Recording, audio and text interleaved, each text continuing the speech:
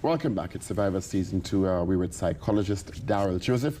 We're talking about counseling and services for persons who have been through the traumatic issue of domestic violence, intimate partner violence. There's several classifications. Now, Daryl, we don't like to admit in this country and I guess around the world how prevalent this is and how much we don't seem to be making a dent. We've recently in the news had incidents of murder, suicide. Yes.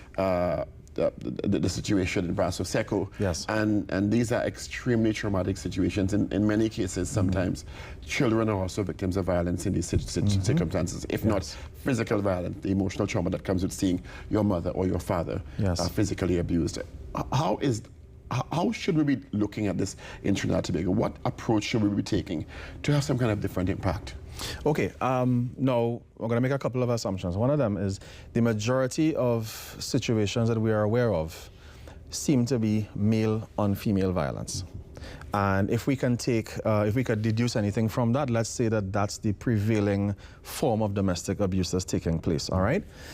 A person's conscience and a person's, you know, where a person's moral compass is set is based on a few factors. It's based on genetic factors, what they're born with, whether they're disposed to violent behavior, whether they, you know, have a stronger or weaker sense of empathy. It's based on their personal experiences growing up. How their family was raised, you know, how they were raised in their family, and whether they saw the same kind of behavior going on at home, whether they saw control, love, affection, and so on. And it's also affected by environmental factors. What is socially acceptable? What is acceptable within the overall culture? What is acceptable within the subculture, the village or community where they grew up? So you find that a person's personality and you know, how much they're willing to do and how far they're willing to go, it's shaped by those factors. What we have in Trinidad and Tobago right now is a manifestation of a number of things that I think have been happening for years. We are now seeing the worst of it. There has always been a level of disrespect, men towards women. There's a lot of lip service about men seeing women equally, but you know, men in men still make a lot of what you would call out of timing or off color or insensitive jokes towards women and comments and so on. So this is still a power control issue? Absolutely, absolutely it is. Because the majority of times when you hear this story, it has something to do with the woman deciding, I do not want to be with you anymore, and I'm leaving. And usually that's the point where the good gentleman who, you know, in many cases, we never expected he would act like that. Normally that's the catalyst for that kind of behavior. And it's a power grab, it's a desperate move. It is, okay, I can't have you, so nobody else is going to have you. What is it about in our society that's telling some men that, well, women and children are almost like property. And they have no choice or will in the matter, even if it's an educated, socially powerful woman who has to go home and deal with that sometimes. What's happening in our society that's socializing boys into men with this mindset?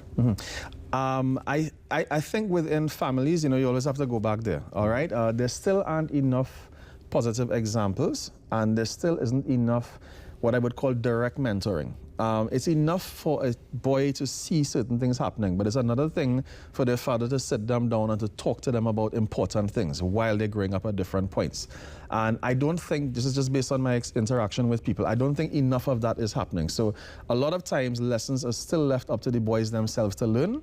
It's either what they see or, you know, what they conclude on their own. Is this about a certain definition of masculinity? Absolutely it is. And it's also about accepting that traditional male and female roles are no longer the norm. There is still a lot of resistance towards that. Is it that men are trying to come to terms with this new assertion of women, workplace, making more money than you, doing better in school? Well, boy, I don't know if men holding the financial power in the house sometimes, or not. I don't know if men trying to come to terms with it, or if it's just being hit. They're just being hit with it, and they're, you know, fighting up to survive, like somebody flapping around in water, drowning. Because even I do a lot of work with companies and so on, and even within companies, you see at the top, for example, right? You see elements of this same kind of struggle going on. All right, when a woman is at board level or at executive level, there is a different sort of attitude that she's treated with as opposed to the guys. You know, if a woman expresses herself emotionally, she's being too emotional.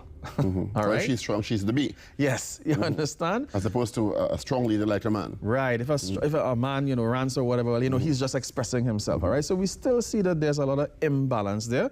And like I said, cases of domestic violence are the worst manifestation of this imbalance that's still taking place. Are we underestimating the impact on children? Definitely we are. Children are like sponges. They absorb whatever you put in front of them. So what you tell them directly, what you don't tell them, what they see, what they hear, they absorb everything. This is how the brain works, right? They absorb everything and then they assimilate it. And that assimilation takes place usually in the background. So they're running about, playing or whatever it is, but the next time they encounter something, they can make a judgment of it based on information already gathered. The women out there sometimes in those situations getting the message about the signs of an abuse. I mean, there's so much awareness now. There's so many education programs, so much public awareness about well control, checking up on you, making decisions for you. But very, very popular recently woman, strong advocates still ended up seemingly in that same kind of situation. And it's going to be a court case soon, so I don't want to call the name to imply anything, but people were shocked.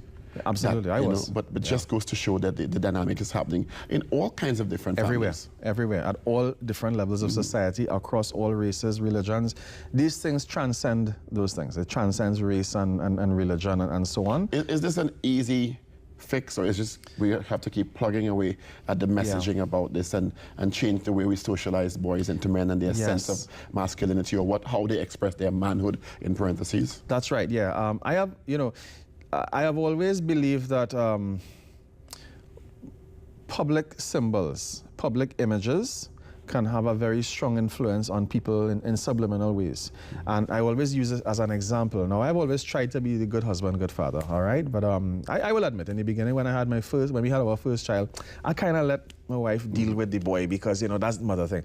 We moved to Canada for a few years, and I cannot tell you how many times images of young fathers holding their children impacted. It kept hitting me over and over, and I started taking a greater role in it, a more direct role. I started taking a more direct role because I felt pressure to do so. Nobody said I should, but I felt it. Images to start modeling the behavior. That's right. That's right.